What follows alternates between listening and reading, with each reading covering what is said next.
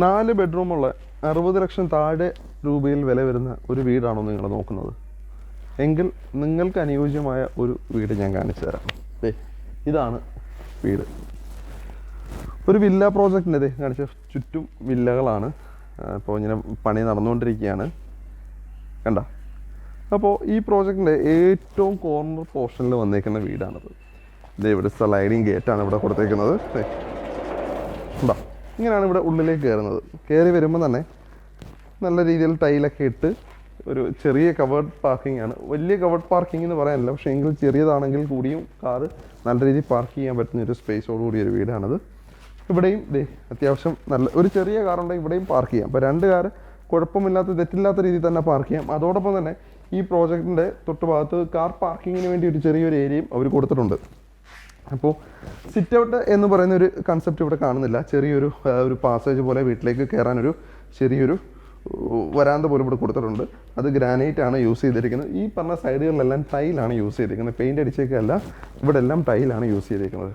ഇനി ഈ വീടിൻ്റെ ഡോറ് അത്യാവശ്യം നല്ല പണികളാണ് ചെയ്തിരിക്കുന്നത്. മഹാഗണിയിലാണ് ഈ വീടിൻ്റെ ഡോറ് തീർത്തിരിക്കുന്നത്.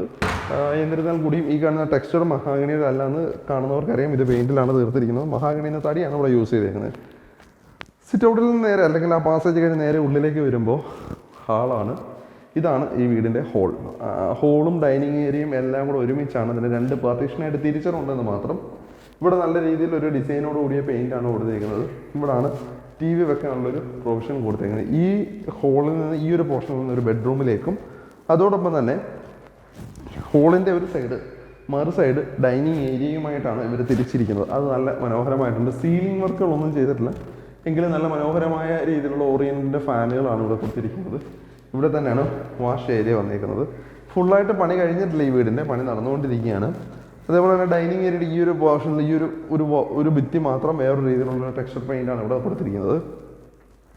ഇനി ഇവിടെ അടുക്കളയിലേക്ക് പോകുന്ന വഴി സ്റ്റെയർ കേസിന് തൊട്ട് നടുക്കൂടായിട്ട് ഇതിന് ഇടയിലൂടെ ചെറിയൊരു പാസേജ് കിടന്ന് അവിടെ നിന്ന് തിരിഞ്ഞ് വേണം നമ്മൾ ഈ വീടിൻ്റെ അടുക്കളയിലേക്ക് വരാൻ. അടുക്കളയിലേക്ക് വന്നു കഴിഞ്ഞാൽ പണി നടന്നുകൊണ്ടിരിക്കുന്നതായതുകൊണ്ട് തന്നെ സാധനങ്ങളെല്ലാം ഇവിടെ കിടപ്പുണ്ട്. ഗ്രാനൈറ്റാണ് ഇവിടെ യൂസ് ചെയ്തത്. ഒറ്റ ലൈൻ മാത്രമേ ഉള്ളൂ. ഒരു നോർമലി ഒരു L ഷേപ്പ് ഉണ്ടാവാൻ വഴിയുണ്ട്, പക്ഷേ ഇവിടെ അങ്ങനെയൊന്നുമില്ല. ഫുൾ ഒറ്റ ഷേപ്പിൽ തന്നെ കിടക്കുകയാണ്. ആ ഷേപ്പിൻ്റെ ലാസ്റ്റ് പോർഷനിൽ സിങ്ക് കൊടുത്തിട്ടുണ്ട്. ഇവിടെ തന്നെ ഒരു സ്ലൈഡിങ് വിൻഡോ ആണ് ഇവിടെ കൊടുത്തേക്കുന്നത്. ഇവിടെ ചെറിയ 3 വിൻഡോസ് ഇവിടെ ചെറുതും കൊടുത്തിട്ടുണ്ട്. അതുപോലെ തന്നെ ധാരാളം സ്റ്റോറേജ് സ്പേസുകൾ ഇവിടെ കൊടുത്തിട്ടുണ്ട്. എല്ലാം വുഡിലാണ് തീർത്തിരിക്കുന്നത്. മുകളിലും ഒക്കെ സ്പേസസ് ധാരാളം കൊടുത്തിട്ടുണ്ട്. അതേപോലെ തന്നെ താഴെയും സ്റ്റോറേജ് സ്പേസുകൾ കൊടുത്തിട്ടുണ്ട്. അപ്പോൾ ഇവിടെ എല്ലാം ഒറ്റ കളർ ടൈലുകൾ തന്നെയാണ് ഇവിടെ എല്ലാം യൂസ് ചെയ്തിരിക്കുന്നത്. ഇനി അടുക്കളയിൽ നിന്ന് ഇറങ്ങി കഴിഞ്ഞാൽ ഒരു വർക്ക് ഏരിയ എന്ന് വേണമെങ്കിൽ നമുക്ക് വിളിക്കാം.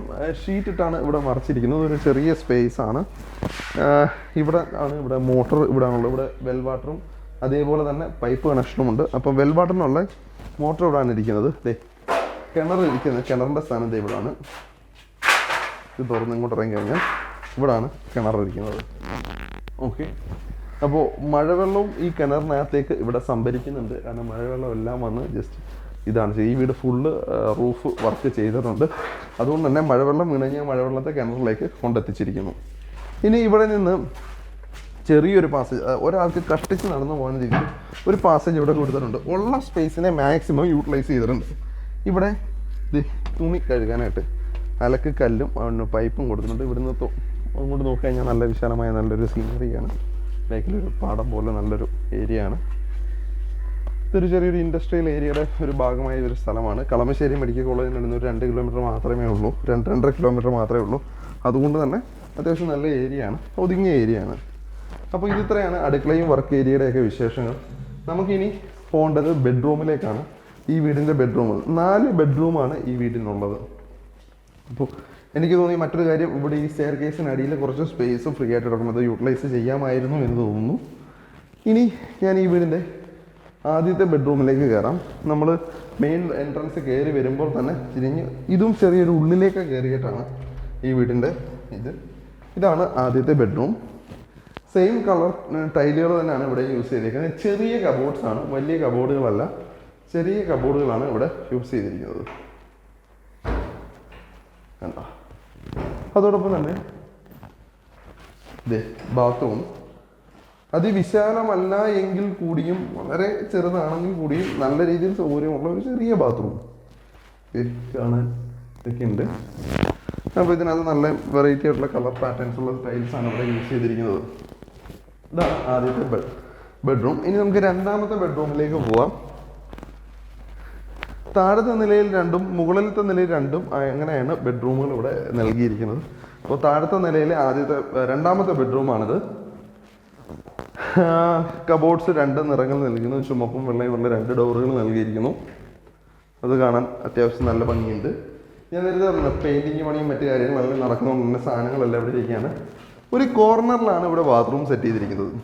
നമ്മുടെ സ്റ്റെയർ കയറുന്നതിൻ്റെ ഒരു പോർഷൻ അടിയിൽ എന്ന് വേണമെങ്കിൽ പറയാം. പക്ഷെ എങ്കിലും ഉള്ളിലേക്ക് കയറിയിട്ടാണ് ബാത്റൂം സ്ഥിതി ചെയ്തിരിക്കുന്നത്. കണ്ടോ, താഴത്തേക്കാണ് ഒരു വ്യത്യസ്തമായ രീതി. ഞാൻ ഇതുവരെ കണ്ടിട്ടില്ലാത്തൊരു വ്യത്യസ്തമായ രീതിയിൽ തന്നെയാണ് ഇവിടെ ബാത്റൂം സെറ്റ് ചെയ്തിരിക്കുന്നത്. അത് ഈ ഉള്ള സ്ഥലപരിമിതിയിൽ 4 ബെഡ്റൂം ആക്കിയതിനുണ്ടാകാം ഇതിനെയൊക്കെ ഇങ്ങനെ രീതിയിൽ അവർക്ക് സജ്ജീകരിക്കേണ്ടി വന്നിരിക്കുന്നത് നമുക്ക് തോന്നുന്നു. ഇനി സ്റ്റെയറാണ്.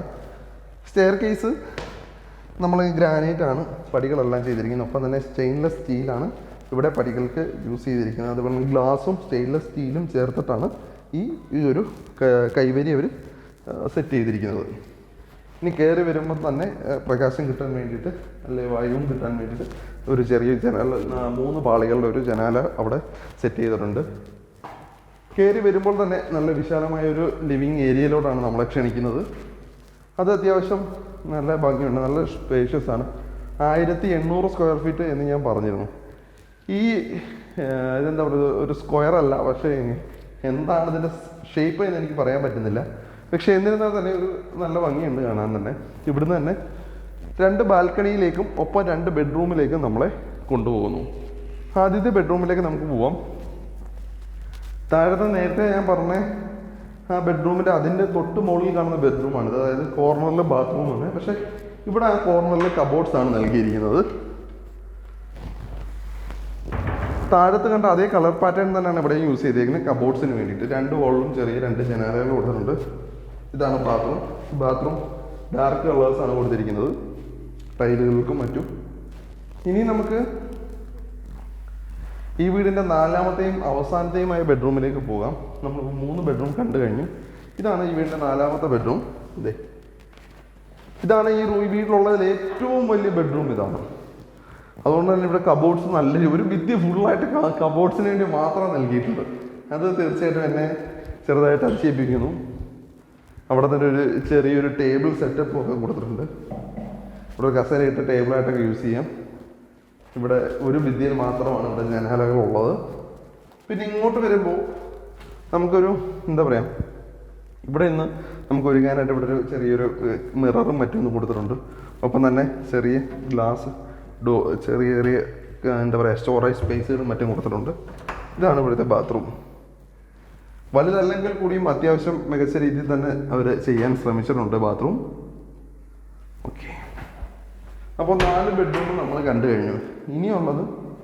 ഇനി ഇവിടുന്ന് നമുക്ക് നേരത്തെ വാഷ് ബേസിനും മറ്റും വെക്കാനുള്ള വാഷിംഗ് മെഷീനും മറ്റും വെക്കാനുള്ള ഒരു ഏരിയ ആണ്. അത് ഇവിടാണ് വാഷിംഗ് മെഷീൻ വെക്കാൻ വേണ്ടിയുള്ള ഏരിയ ഉള്ള പ്രൊവിഷൻ ഇവിടാണ്. ഇവിടുന്നാണ് ഈ വീടിൻ്റെ സ്റ്റെയറിലേക്ക് കയറാനുള്ളത്. ഞാൻ വന്നപ്പോൾ തന്നെ എനിക്ക് തോന്നിയൊരു ഇതാണ്. ഫുള്ളായിട്ട് മേളിൽ റൂഫ് വർക്കുകൾ ഫുള്ള് ചെയ്തിട്ടുണ്ട് ഇവർ. വന്ന് നോക്കി, ഫുള്ള് ചാനൽ പൈപ്പുകളാണ് യൂസ് ചെയ്തിരിക്കുന്നത്. ഒരു കൂടാരം പോലെ അടിച്ചു വെച്ചിട്ടുണ്ട്. കാണാൻ നല്ല ഭംഗിയുണ്ട്. ഇവിടെ വേണമെങ്കിൽ യൂസ് ചെയ്ത് കഴിഞ്ഞാൽ വേറൊരു സ്പേസ് ആയിട്ടോ അല്ലെങ്കിൽ എന്തെങ്കിലും കാര്യങ്ങൾ കൊണ്ട് വെക്കാനോ ഒക്കെ ചെറിയൊരു സ്പേസ് ആയിട്ട് യൂസ് ചെയ്യും. തുണികൾ വിരിക്കാനോ ഒക്കെ ഇവിടെ യൂസ് ചെയ്യാം. അപ്പോൾ അത് നല്ലൊരു ഭംഗിയായിട്ട് തോന്നുന്നു. അതേപോലെ ഓടാണ് ഇവിടെ യൂസ് ചെയ്തിരിക്കുന്നത്. മറ്റേ ഇതല്ല, നമ്മുടെ ഷീറ്റല്ല, അലൂമിനിയം ഷീറ്റുകളല്ല യൂസ് ചെയ്തിരിക്കുന്നത്, ഓടാണ് യൂസ് ചെയ്തിരിക്കുന്നത്. അതും അതിൻ്റെ ഒരു പ്ലസ് പോയിൻ്റ് ആയിട്ട് എനിക്ക് തോന്നുന്നു. ഇനി നമുക്ക് താഴേക്ക് പോകാം.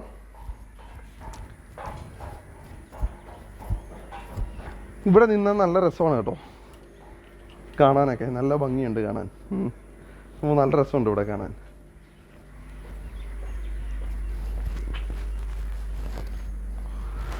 അപ്പോൾ നമുക്ക് ഇനി ഈ വീടിന് ഒരു ബാൽക്കണിയാണ് ഉള്ളത് അവർ കൊടുത്തിരിക്കുന്നത്. ആ ബാൽക്കണി ഈ നമ്മുടെ ലിവിങ് ഏരിയയിൽ നിന്നും ചെറിയൊരു ബാൽക്കണിയാണ്. അതിവിശാലമെന്ന് പറയാനില്ലെങ്കിൽ തന്നെയും ചെറിയൊരു ബാൽക്കണിയാണ്. അപ്പോൾ നമ്മൾ ഈ വീട് ഫുള്ളായിട്ട് ഞാൻ നേരത്തെ പറഞ്ഞു 3.9 സെൻറ്റിലാണ് ഈ വീട് മൊത്തത്തിലുള്ളത്. 4 ബെഡ്റൂമുകൾ അവരെ ഉൾക്കൊള്ളിച്ചിട്ടുണ്ടോ.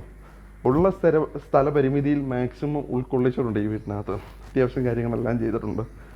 ഈ വീടിന് അവർ ചോദിക്കുന്ന പ്രൈസ് 55 lakhs ആണ്. 55 ലക്ഷം രൂപയ്ക്ക് എറണാകുളത്ത് കളമശ്ശേരിക്ക് അടുത്ത് ഈ ഒരു വിലയിലൊരു വീട്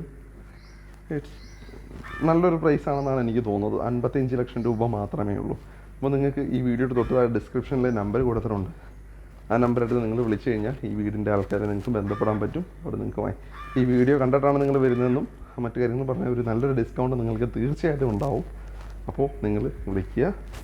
അതേപോലെ തന്നെ നമ്മുടെ ചാനൽ ആദ്യമായിട്ടും കാണുന്നെങ്കിൽ സബ്സ്ക്രൈബ് ചെയ്യാൻ മറക്കരുത്. തൊട്ടടുത്തുള്ള ബെൽ ബട്ടൺ അമർത്തുക. അപ്പോൾ ഞങ്ങളുടെ പുതിയ പുതിയ വീഡിയോസ് നോട്ടിഫിക്കേഷൻ എത്രയും പെട്ടെന്ന് നിങ്ങൾക്ക് എത്തിച്ചേരുന്നതാണ്.